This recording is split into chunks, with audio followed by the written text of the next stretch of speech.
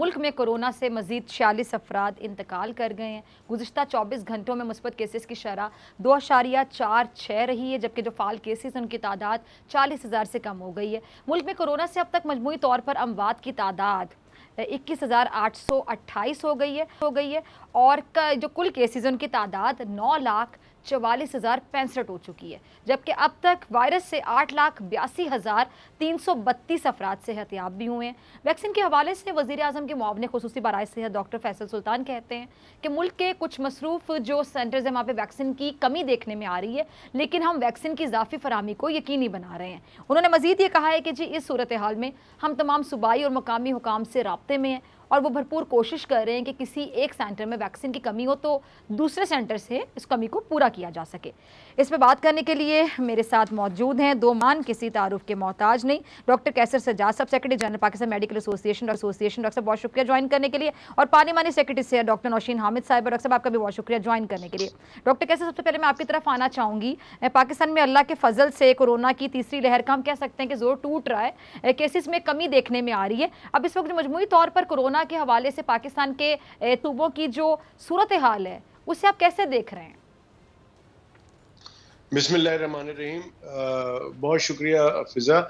मैं समझता हूँ कि अल्लाह का बड़ा करम है कि हमारे जो केसेस हैं, नंबर ऑफ केसेस वो डिक्लाइन हो रहे हैं, कम हो रहे हैं, और इसमें काफ़ी हद तक जो किरदार है हमारी फेडरल गवर्नमेंट का और सूबाई गवर्नमेंट का है, जो कि उन्होंने कुछ जो हमारी जो एडवाइस शुरू से रही है कि लॉकडाउन करना पड़ेगा आपको, तो उन्होंने लॉकडाउन किया है, कुछ पाबंदियां लगाई हैं लोगों पे, तो वो है उसका हमें बहुत अच्छा रिजल्ट मिल रहा है। लेकिन इसमें एक प्रॉब्लम है, और प्रॉब्लम ये है कि अल्लाह का शुक्र है और हम दुआ ये करते हैं कि ये जो नंबर ऑफ केसेस है अभी भी 1000 से ऊपर डेली के केसेस है, और ये वो केसेस हैं फिजा जो कि एनसीओसी में रजिस्टर्ड हैं। बहुत सारे ऐसे केसेस हैं, बहुत सारे केसेस हैं जो कि अनरजिस्टर्ड हैं, जो लोग बताते ही नहीं हैं और जिनका कोई रिकॉर्ड नहीं होता है।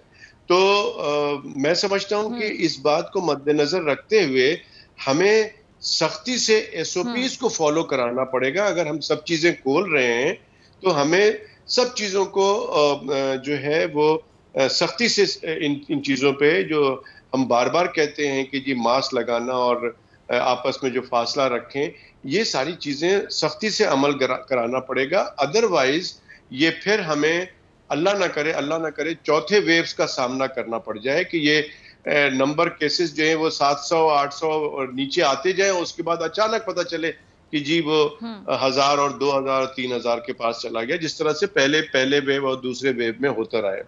तो मैं समझता हूँ कि अल्लाह बेहतर करेगा। और एक एडवांटेज जरूर है हमें कि पहले वैक्सीन नहीं थी, अब वैक्सीन आ गई है, और लोगों को जितना ज्यादा वैक्सीन लगेगा उतना ज्यादा, जितनी जल्दी लग जाएगा वैक्सीन, उतनी जल्दी हम जो है हर्ड इम्यूनिटी की तरफ चले जाएंगे और फिर ये प्रॉब्लम्स हमारी दूर हो जाएगी। इसीलिए मैं बार बार कहता हूं कि देखें वैक्सीन, अब जैसे कल जो वैक्सीन की सूरत हाल बनी है पूरे मुल्क के अंदर, खासकर मैं कराची में रहता हूं, जिन जिन जगहों पे छोटे छोटे जो सेंटर्स थे उनको वहां से वैक्सीन निकलवा के एक्सपो सेंटर मंगवाया जा रहा था, और सबको मना कर दिया कि जी वैक्सीन नहीं है, जाए वापस। लोग लाइन लगा के खड़े हुए और बड़ी प्रॉब्लम हुई। तो मैं समझता हूं कि एक तरफ तो हम लोगों से रिक्वेस्ट कर रहे हैं, बल्कि उनके ऊपर पाबंदियां भी लगा रहे हैं, उनको मैंडेटरी कर रहे हैं कि अगर नहीं कराएंगे तो तनख्वाह बंद हो जाएगी, आपका सिम ब्लॉक हो जाएगा। और दूसरी हम कंडीशन लगा रहे हैं।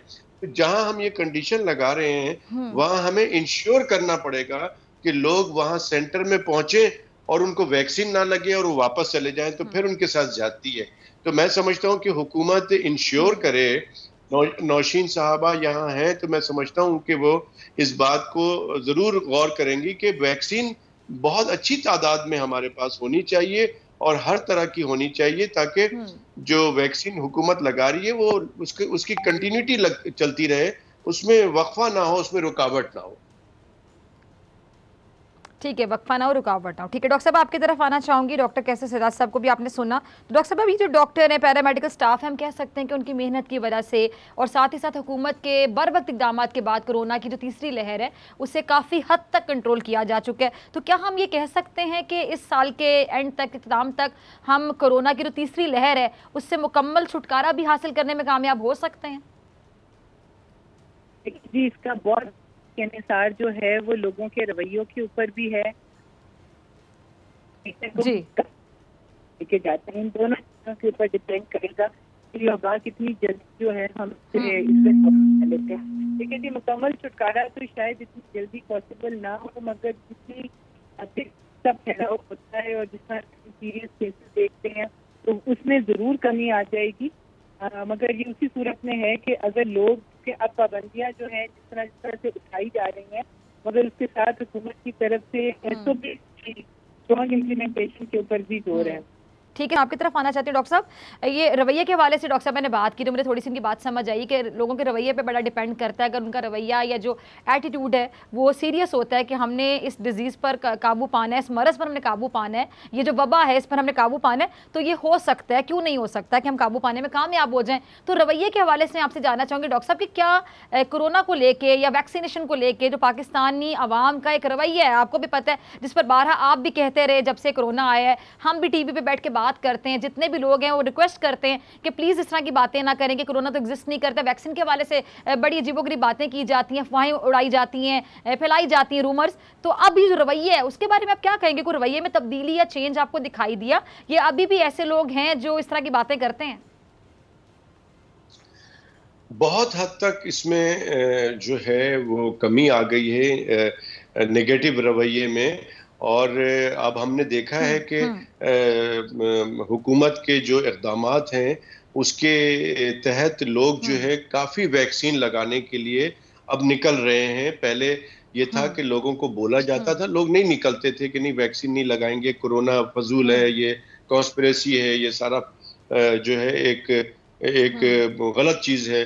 तो लेकिन अब मैंने देखा है कि लोग निकल रहे हैं, लोग आ रहे हैं, कुछ लोग अभी भी हैं और उसमें कुछ पढ़े लिखे लोग भी हैं। अफसोस की बात यह है कि वो कहते हैं कि जी हम वैक्सीन नहीं लगाएंगे। इसीलिए हमने तजवीज़ यही दी थी हुकूमत से कि आप इसको मैंडेटरी कर दें।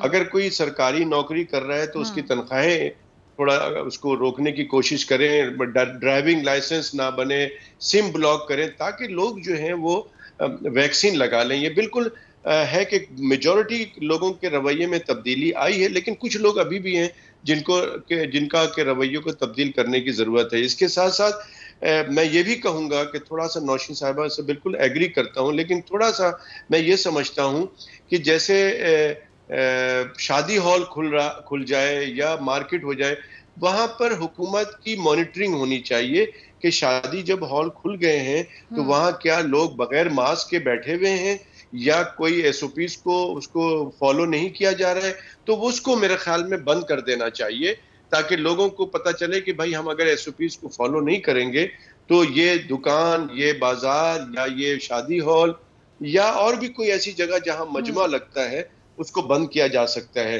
तो हुकूमत का बड़ा इसमें किरदार है और यकीनन अवाम की जिम्मेदारी तो बहुत बनती है। हर आदमी को समझना पड़ेगा कि कोरोना वायरस जो है ये एक हकीकत है। अब तो 1.5 साल से हम पाकिस्तान में हम इसको बीमारी का सामना कर रहे हैं। तो मैं समझता हूँ कि अब तो सबको समझ जाना चाहिए कि ये हकीकत है और इससे बचाव, इससे छुटकारा उसी सूरत में होगा जब हम वैक्सीन लगा लेंगे और SOPs को फॉलो करेंगे। ठीक है, जब हम वैक्सीन लगा लेंगे। ठीक है डॉक्टर साहबा, अगर हमारे सुन पा रही हैं तो जो कराची है, लाहौर है और मुल्क के मुख्तलिफ शहरों के जो चंद सेंटर्स हैं वहाँ पे कोरोना वैक्सीन की कमी देखने में आ रही है और डॉक्टर फैसल सुल्तान साहब भी कह रहे थे कि जी हम वैक्सीन की जो इजाफी फरामी है उसको यकीनी बनाने की कोशिश कर रहे हैं। तो इसके लिए हुकूमत इस हवाले से क्या इकदाम कर रही है, पहले से क्या इकदाम किए गए हैं?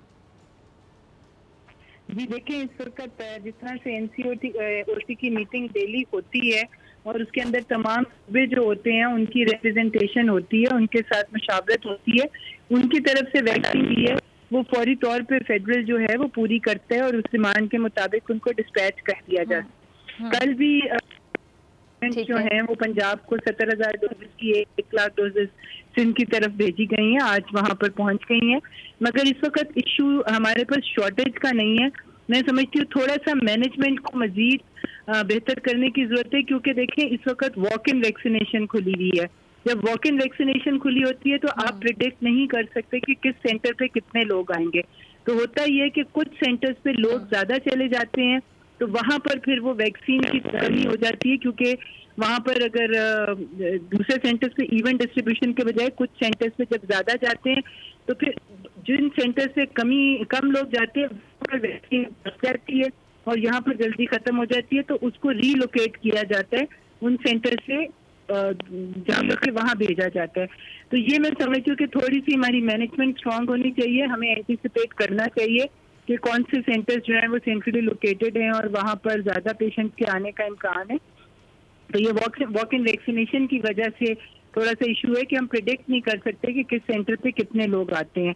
और जाहिर है कि एक स्टोरेज की एक कैपेसिटी होती है, क्योंकि इसको खास टेम्परेचर पे मेंटेन करना होता है, तो हम एक बहुत बड़ा अमाउंट एक वक्त में नहीं भी रखते, आप कंसाइनमेंट चाहती हैं। तो इसलिए अब कल जो भी प्रॉब्लम आई थी वो उसके बाद उसको रीलोकेट करने के लिए कह दिया गया था कि वो वहाँ पर वैक्सीन को भेजा गया था। तो उससे इंशाल्लाह ताला वैक्सीन की कमी कोई नहीं है, सिर्फ थोड़ी सी उसकी जो मैनेजमेंट है उसको मजीद बेहतर करने की जरूरत है। ठीक है जी, मैनेजमेंट को मज़ीद बेहतर करने की ज़रूरत है। ठीक है डॉक्टर साहब, आपकी तरफ आना चाहूँगी। बहुत से लोग इस बारे में सवाल करते हैं, बड़े कंफ्यूज होते हैं। वो कहते हैं कि वैक्सीन की जो दूसरी खुराक है वो लेने में अगर ज़्यादा वक्फा आ जाए, ज़्यादा टाइम गुजर जाए तो कोई नुकसान तो नहीं होता, कोई हर्ज तो नहीं होता? मेरे ख्याल में सच कोई हर्ज नहीं है, लेकिन बहुत ज़्यादा डिले नहीं होना चाहिए। कुछ वैक्सीन जो है वो 3 हफ्ते का होता है और कुछ 3 महीने का भी होता है। तो लेकिन ये डेफिनेटली सेहत पे मेरे ख्याल में टाइम देना चाहिए। एक सिस्टम बना हुआ है, साइंटिस्ट ने, जो रिसर्चर्स हैं उन्होंने टाइम बनाया हुआ है।